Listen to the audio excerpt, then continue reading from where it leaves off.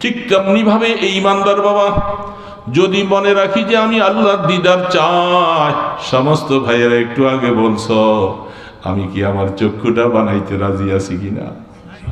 সুরমা লাগাইতে রাজি আছি? মদিনার সুরমা লাগাও। আল্লাহ পাকের মহব্বত দ্বারা চক্ষুটাকে তুমি হেফাজত করো, তাহলে বোঝা যাবে চাওয়া আর পাওয়ার মধ্যে মিল থাকবে। কিয়ামতের ময়দানে দিদার নসিব হবে। কোরআন মতো জীবনটা চালাইতে হবে। এই জন্য দোস্ত বন্ধুরা মনে রাখি, আয়াত সামনে আর গেলাম না, শুধু এতটুকুই, ইন্নামাল মুমিনুনা আল্লাযীনা ইযা যুকিরাল্লাহ ওয়াজিলাত কুলুবুহুম, কলিজার মধ্যে থরথর করে কাঁপবে আল্লাহর ভয়। আল্লাহর সামনে দাঁড়াইতে হবে। হায় কি কেমনে দাঁড়াবো, ওই সময় কি অবস্থা হবে, কি পরিস্থিতি হবে। আল্লাহ পাকের খাসিয়ত দিলের মধ্যে চলে আসবে। যখনই আল্লাহর খাসিয়ত চলে আসবে